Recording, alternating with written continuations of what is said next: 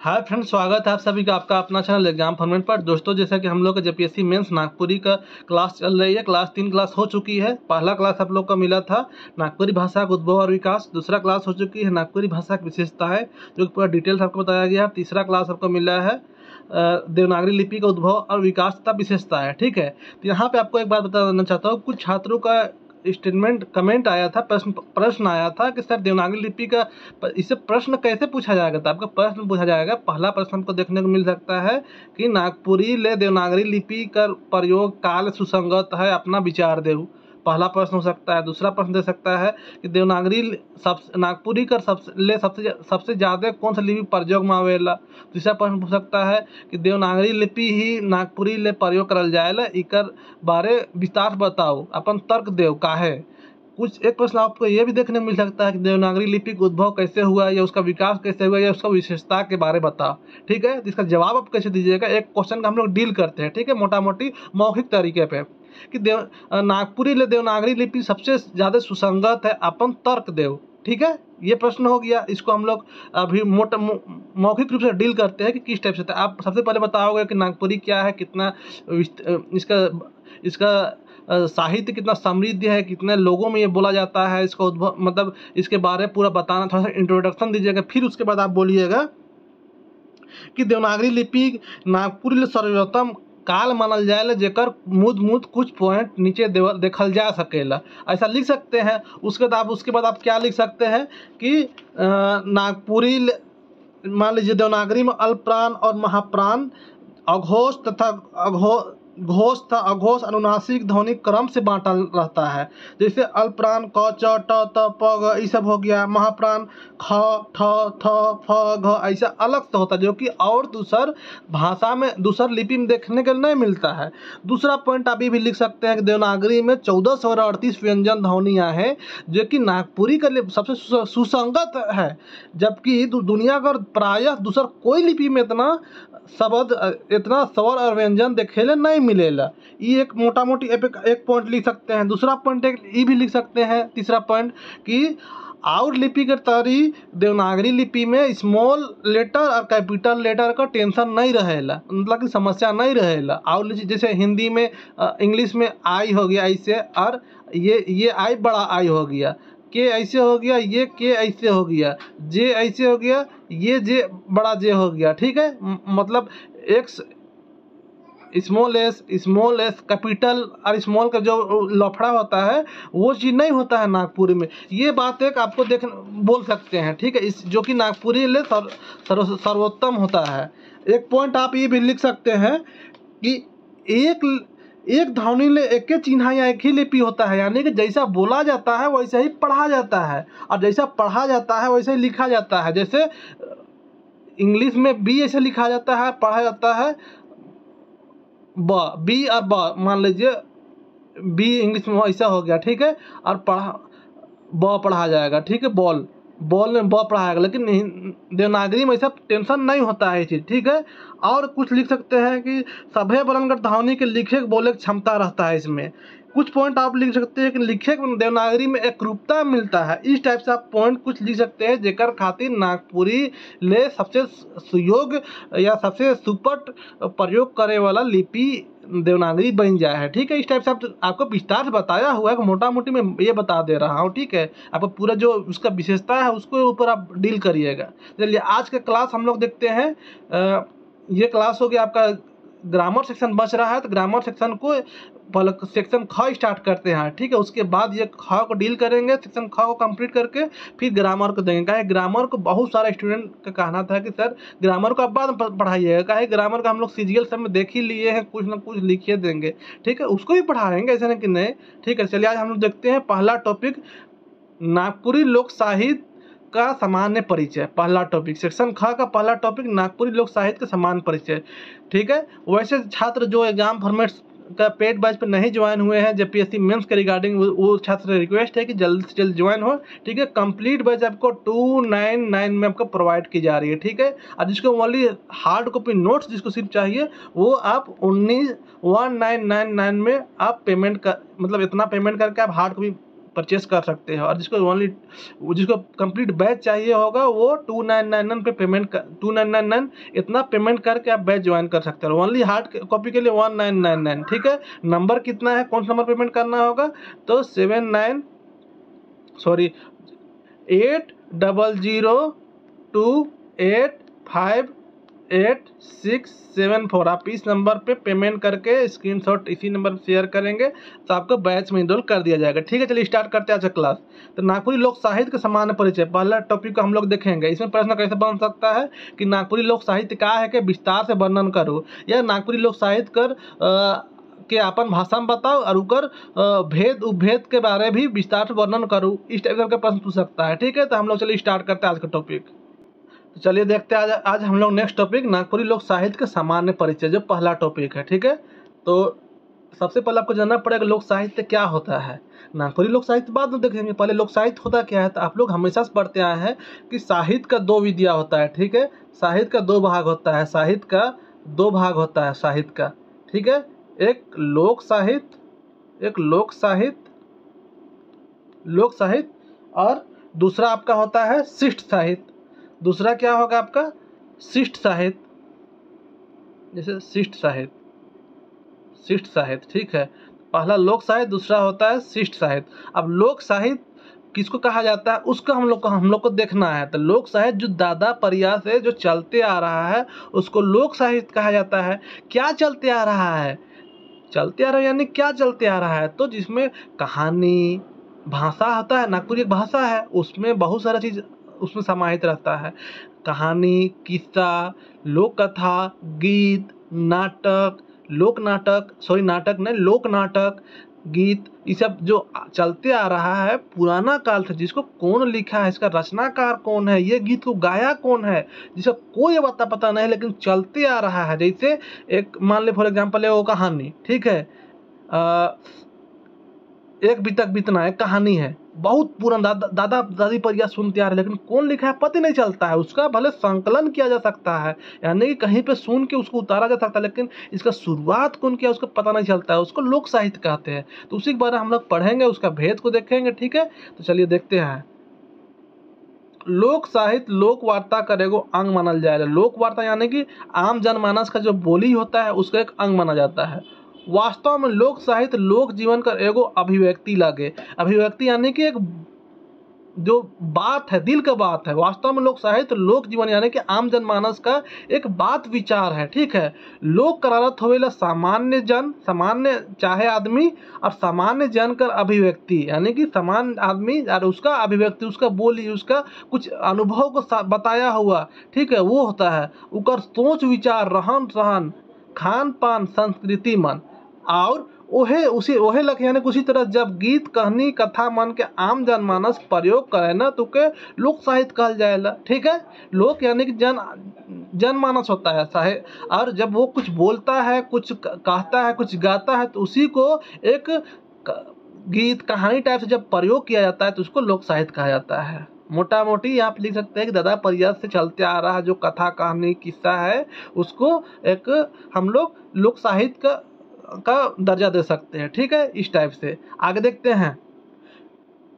लोक साहित्य आम जीवन से घनिष्ठ संबंध रखेला। बिल्कुल काहे कि लोक साहित्य को उद्भव ही आम जीवन से हुआ है, ना कि कोई अमीर आदमी उसका उद्भव किया है या कोई बहुत बड़ा कवि उसका उद्भव करता है, नहीं। ये आम जीवन से, आम मनुष्य से हुआ है। कोई कभी दुख में कोई गीत कुछ वो गुनगुना दिया तो वही गीत बन गया, ये होता है। विद्वान मन लोक साहित्य के अंग्रेजी कर फोक लिटरेचर का शाब्दिक अनुवाद मायन है, ठीक है। ये लोक साहित्य के फोक लिटरेचर, जो इंग्लिश में फोक लिटरेचर होता है, उसका लोक साहित्य और फोक लिटरेचर बराबर माना गया है, ठीक है।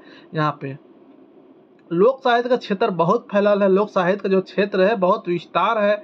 जन साधारण कर कांदना यानी कि रोना, गाना, हंसना, खेलना, कूदना, नाचे, 100 भी कर अंदर आवे ना, इतना विस्तार है।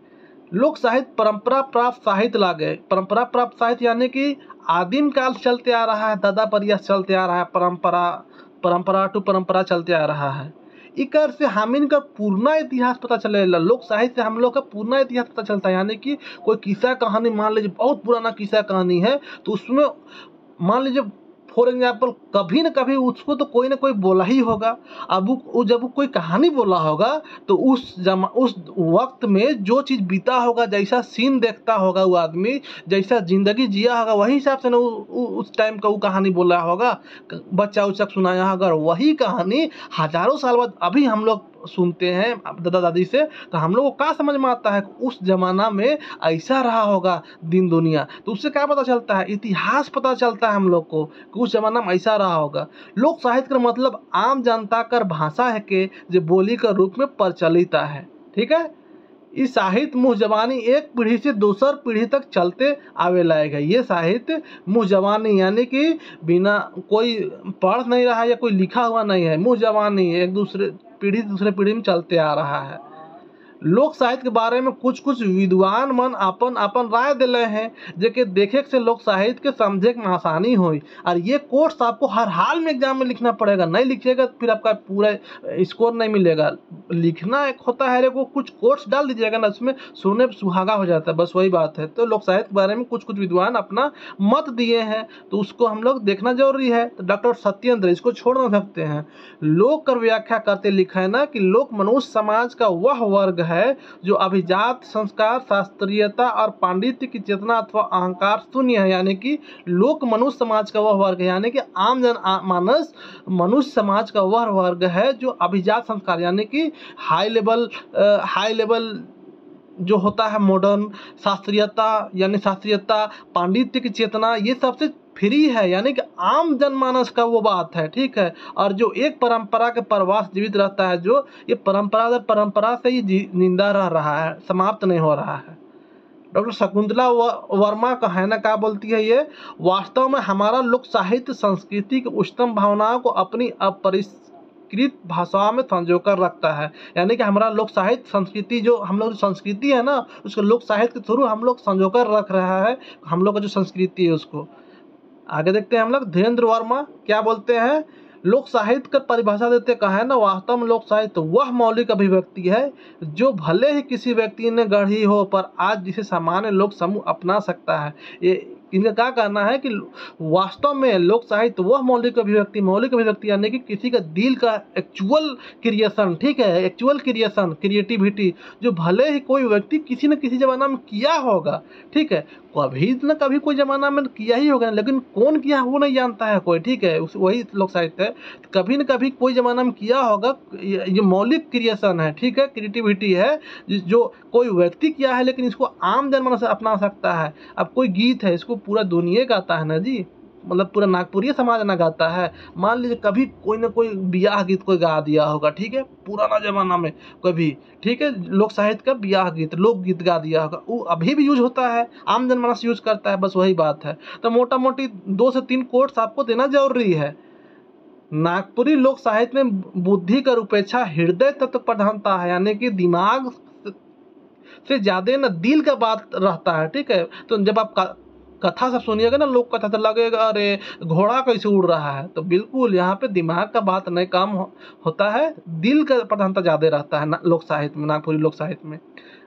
मोटा मोटी सभी लोक साहित्य में वही बात आता है, लेकिन नागपुरी बात करें तो नागपुरी का हम लोग देखना है। तो नागपुरी लोक साहित्य में बुद्धि की अपेक्षा, तो जब आप कहानी सब पढ़ेगा लगेगा ये सब इम्पॉसिबल है, तो बस वही बात है, बुद्धि की अपेक्षा हृदय तत्व प्रधानता है। यह कारण है कि नागपुरी लोक साहित्य में हृदय का स्पंदन कर बाहुल्य है, यानी कि दिल, जब उसको सुनिएगा तो एकदम दिल से जुड़ाव महसूस होगा। और इकरे से नागपुरी लोक साहित्य का रूप बनलक। इकर में सरलता और सुरुचि दुइयों का संगम रहेला। ठीक है, सुरुचि यानी कि इंटरेस्ट, सरलता रहेगा, उसके अलावा इंटरेस्ट भी लगेगा सुनने या बोलने या गाने में।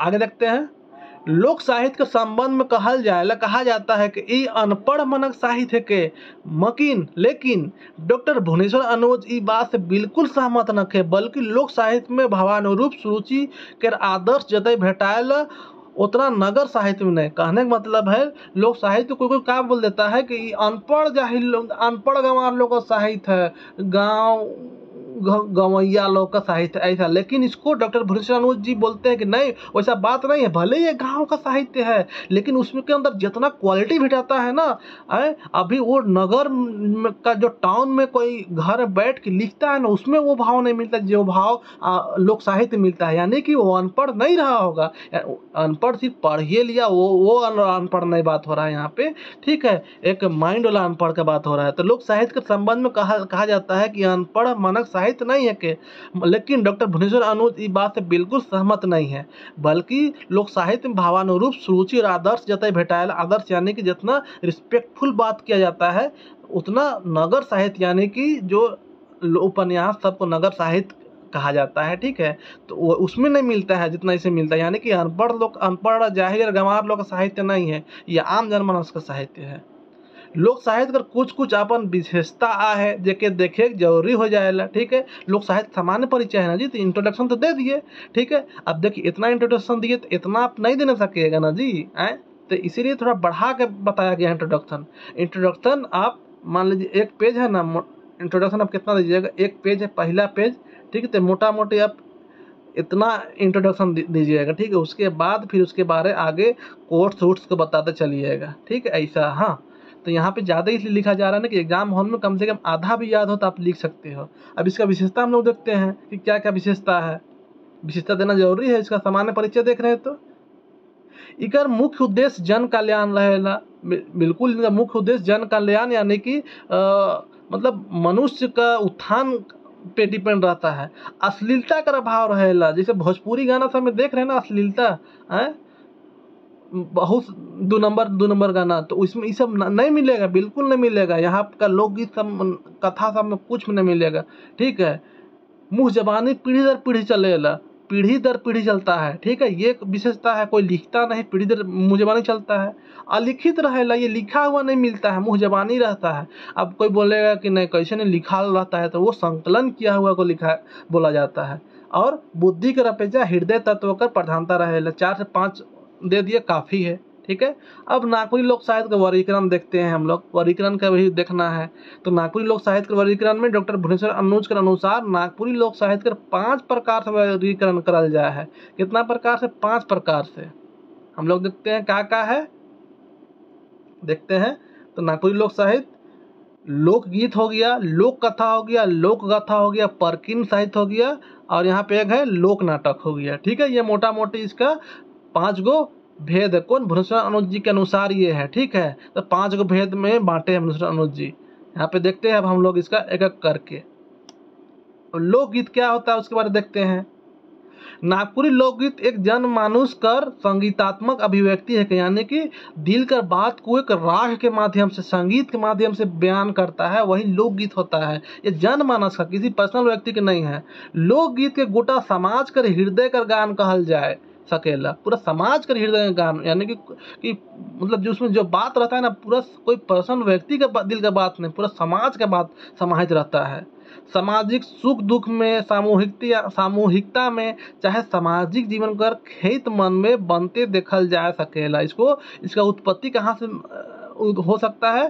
सामाजिक सुख दुख, मतलब सामूहिक सुख दुख में, सामूहिकता में, चाहे सामाजिक जीवन कर खेत मन में, यानी कि सामाजिक जीवन का प्लेटफॉर्म में इसका उद्भव हो सकता है, ऐसा माना जा सकता है।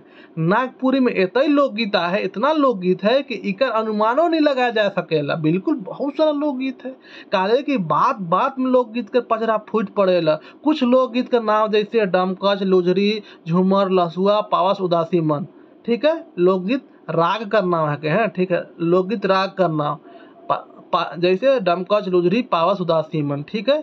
यहाँ पे एक काम और करिएगा, यहाँ पे कि 2 लाइन का, सॉरी, यहाँ पे 2 लाइन का एगो लोकगीत का उदाहरण दे दीजिएगा, ठीक है। यहाँ पे लोकगीत जैसे कौन सा दीजिएगा, 1 मिनट। हाँ, एक गीत है ना लोकगीत, जैसे फॉर एग्जाम्पल कुछ भी लोकगीत दे सकते हैं, डमका जो कोई भी या कुछ भी, तो अंगना एक लोकगीत दे दीजिएगा, ठीक है। आंबा मंजरे मधुमातल तैसने पिया मातल जाए। ये गीत है, ये गीत को आप यहाँ पे डाल सकते हैं। उसके बाद लिख सकते हैं कि कुछ लोकगीत का नाम, लोकगीत राग का नाम, जैसे डमकच, लुझरी, झूमर, लसुआ, पावस, उदासी मन। तो यहाँ पे आप क्या लिखिएगा, एक अंगनई राग में एक नागपुरी लोकगीत का उदाहरण नीचे देखल जा सकेला बोल के एक गीत दे दीजिएगा, या जो राग में आप लिख दीजिएगा। डमकच राग का उदाहरण किताब में मिल जाएगा, यहाँ पे देना से ज़्यादा बेटर रहता है। ठीक है, चलिए आगे हो गया। अब लोक कथा देखते हैं। अचरज से भरल लोक कथा मन नागपुरी समाज का आईना बन के पूर्णा प्रयास चलते आवत है। ठीक है, अचरज से भरल लोक कथा यानी कि इसमें क्या है, इंटरेस्टिंग एक जिज्ञासा से भरा हुआ लोक कथा मन नागपुरी समाज का आईना बन के, यानी कि नागपुरी समाज को एक ये दिखाते हुए, आईना दिखाते हुए पूर्णा प्रयास चलते आ रहा है। लोक कथा में तो पूर्णा प्रयास चलते आ रहा है ना। 7 भाई और 1 बहन कर कथा हो, चाहे बनहरनी कर बेटा हो, ये सब बिल्कुल, ये सब एग्जाम्पल डाल दिए, बिल्कुल इसमें वजन पड़ गया। तो 7 भाई और 1 बहन लोक कथा हो या बनहरनी बेटा लोक कथा हो, समय का मनोभाव के हाजिर करे में लोक कथा हमारे लिए उपयोगी है। ठीक है, लोक कथा कहानी कर रूप सामाजिक बात मान के प्रस्तुत कर है। ठीक है, कहानी का रूप में सामाजिक बात, जो समाज के बात हो सबको प्रस्तुत करता है। इकर दुनिया अजब और गजब है। जैसे बिल्कुल अजब और गजब होता है, नहीं देखते हैं कि थोड़ा सा कोई गुस्सा आ गया, किसी को भांक देता है या किसी को शराब दे दिया तो अप्सरा हिरन बन जाती है। तो आदमी का हिरन आदमी का पेशाब को पीती है तो बच्चा पैदा, इंसान का बच्चा पैदा कर देती है। अजब गजब है ना जी। ठीक है, तो इकर दुनिया में अजब और गजब है, जेके सुने के माझो मन नहीं अंसाएला। नागपुरी लोक कथा नामक किताब के पढ़ के लोक कथा का आनंद लेवल जा सकेला। ये एक नागपुरी लोक कथा नाम का एक किताब है, शायद पीटर शांति नौरंगी जी लिखे या कौन, इसका याद नहीं आ रहा, सही से नहीं लिख पाए यहाँ पे। तो नागपुरी लोक कथा नामक किताब के पढ़ के लोक कथा नाम का लोक कथा कर आनंद लिया जा सकता है। ठीक है, तो लोक कथा का भी यहाँ पे हम लोग बता दिए। अब इसका एक भेद है लोक गाथा। लोक गाथा लंबा कथात्मक गीत है, यानी कि ये क्या होता है ना, इसमें वीर रस मिलता है। ठीक है, ये लंबा कथात्मक गीत होता है, लंबा यानी कि एक ये कथा तो होता ही है, लेकिन ये देखिए गीत होता है, गीत आपका 4-5 स्टैंजा के भी सकता है, लेकिन लोक गाथा है इसमें कहानी समाहित रहता है, किसी के वीर गाथा समाहित रहता है। ठीक है, तो यही है, ये गाना के टाइप में रहता है, ये गाना रहेगा, कहानी उसमें चलेगा। ये आकार में साधारण गीत से बड़ और इकर कथाक्रम रोचक रहता है। ठीक है, नागपुरी में लोक गाथा का संकलन बहुत कम भेटाएला। इकर में एक पॉइंट और लिख दीजिएगा, लोक गाथा में वीर रस की प्रधानता रहेला, जेकर में कोई वीर पुरुष बनकर जीवनी या उकर वीरता कर बखान भेटाएला। ठीक है, ये सब वर्ड को डाल दीजिएगा, का तो वर्ड थोड़ा छूट जाता है, यही सब होता है ना, पेड वाइज में कुछ कुछ वर्ड आते रहता है। चलिएगा और पॉइंट देखिए यहाँ पे, लोक नाटक। अब लोक नाटक पूर्णा प्रयास चलते आवत है, ये भी पूर्णा प्रयास चलते आ रहा है। इके लोक साहित्य का मूल अंग माना है ना, इसको भी लोक साहित्य का मूल अंग माना जाता है, मुख्य अंग। लोक नाटक दृश्य विद्या है। क्या दृश्य विद्या, यानी कि इसको किया जाता है, इसको सुना नहीं जाता है या इसको लिखा नहीं जाता है, नाटक किया जाता है ना जी। कोई मंच में, कोई स्टेज में नाटक किया जाता है तो आदमी उसको देखता है, सुनता है, देखता है, तो वही दृश्य विद्या है नाटक। ठीक है, तो लोक नाटक दृश्य विद्या है। रामायण का आधार ले रामलीला और महाभारत का रास लीला कर परंपरा नागपुरी से जुड़ला है। ठीक है, तो रामायण का आधार ले रामलीला और महाभारत का रास लीला परंपरा जो है वो नागपुरी से ही जुड़ला है। तो ये लोक नाटक आपका यहाँ पे हो गया कंप्लीट। अब इसका एक टॉपिक और बाकी है, लोक सुभाषित या परकीन साहित्य। यहाँ पे 5 भाग में बांटा गया है ना, तो हम लोग देख लिए, लोकगीत देख लिए, लोक कथा देख लिए, लोक गाथा देख लिए, लोक नाटक देख लिए। अब एक पॉइंट आपका बच गया, लोक सुभाषित यानी परकीन साहित्य। इसी में ना आपका कहावत मुहावरा सब ये सब तो नागपुरी में है ना जी, लोक साहित्य के अंतर्गत, तो इसको मिला के परकीन साहित्य बोला जाता है। कहावत, नाटक या पहेली सब रहता है ना, उसको मिला के परकीन साहित्य बोला जाता है। तो परकीन साहित्य ये अलग से टॉपिक भी आपका है सिलेबस में। ठीक है, ध्यान दीजिएगा, तो हम लोग साहित्य के अंतर्गत पढ़ रहे हैं ना, परकीन साहित्य का स्पेशल एगो अध्ययन करना है, तो इसलिए ध्यान से देखिएगा। लोक साहित्य में जे लखे लोक कथा, लोक गाथा, नाटक मनक महत्व है, परकीन साहित्य का भी वही महत्व भेटाएला, वही अहमियत भेटाता है परकीन साहित्य का भी। परकीन साहित्य लोक साहित्य का गोटे के महत्वपूर्ण अंग है के, ऐसा नहीं कि ये किसी तरह इसका वैल्यू है, पूरा स्पेशल महत्व इसका रखता है, अपना स्पेशल जगह बना कर रखा हुआ है, ठीक है। गोटे की यानी कि पूरा पूरी, ठीक है। इकर में कहावत, बुझवैल, मुहावरा, मंतर मनावे ना। प्राचीन साहित्य में कहावत, बुझवैल, मुहावरा, मंत्र सब आता है, ठीक है। अंतर मंत्र समतन नहीं आता है। जय जय माँ कलकत्ते वाली, तेरा वचन ना जाए खाली, और जिसे कुत्ता काटता है तो झाड़ता है, तो सब इसी में आता है। प्राचीन साहित्य में लोक साहित्य का भाग प्राचीन साहित्य के अंदर आता है। नागपुरी लखे सहज, सरस, सरल और व्यापक प्रयोग वाला भाषा में तो कहावत, मुहावरा अनठेकान है, और इकर प्रयोग निरंतर बोलवैया करबे करे ना, है ना जी। कहीं भी अचानक से कोई ये मुहावरा बोल दिया या कोई ये कहावत बोल देता है, अजी गुरा फुटलक दुख बिसरालक, नहीं होता है। यानी कोई किसी को मजबूरी में कुछ हेल्प ले लेता है और बाद में जब उसका मजबूरी आता है तो नहीं समझता है, तो उस टाइम आदमी बहुत बार बोलता है कि कहा बाबू गुरा फुटलक दुख बिसरालक है, यानी कि मतलब तेरा परेशानी सोल्व हो गया तब तुम भूल गया, मतलब ऐसा बहुत जगह आम यूज होता है। तो नागपुरी लखे सहज, सरल और व्यापक प्रयोग वाला भाषा में तो कहावत, मुहावरा अनठेकान है, और इकर प्रयोग निरंतर बोलवैया करबे करेला। प्रयोग जाने अनजाने हो ही जाएला, इकर से इकर महत्तम और उपयोग साबित होएला। इससे क्या पता चलता है कि इसका महत्व कितना है, ठीक है। कहावत, कुछ उदाहरण नीचे देखल जा सकेला। कहावत, अंडा नहीं फूटे चौराइये उड़े, अफवाह फैलाना इसका माने होता है, ठीक है। आप हिंदी में बगल में लिख दीजिएगा, अंडा नहीं फूटे चौराइये उड़ता है, ये कहावत। मुहावरा को उदाहरण देख सकते हैं, टंगरी अड़ाक, यानी कि टांग अड़ाना नहीं होता है, बाधा देवे, टांग अड़ाना हिंदी में, ठीक है। और बुझवैल, भीतरे मांस ऊपरे हाड़, खखरा, ये सब एग्जाम्पल दे दिए, 3 एग्जाम्पल काफी है, ठीक है। यहाँ पे कंप्लीट मोटा मोटी हम लोग देख लिए उसका सामान्य परिचय। अब यहाँ पे थोड़ा सा आप कंक्लूजन दीजिएगा ना जी, तो वही कंक्लूजन है। ऊपरे देवल तथ्य मन से पता चलेला कि हमरे का लोक साहित्य कितना समृद्ध है, त्यों नागपुरी लोक साहित्य का संकलन और प्रकाशन नए के बराबर भेलक है। बिल्कुल अभी बहुत इसमें और मिलेगा, इसका संकलन जारी है। नागपुरी लोक साहित्य आज भी मौखिक रूप से में ही भेटाएला, मौखिक रूप में ही भेटाता है, अभी लिखा हुआ बहुत कम मिलता है। नागपुरी भाषा के विद्वान मन निरंतर इस क्षेत्र में काम करे लायक है, और उम्मीद करेला कि लोक साहित्य का संकलन का काम जल्दी अपन मुकाम तक पहुंची।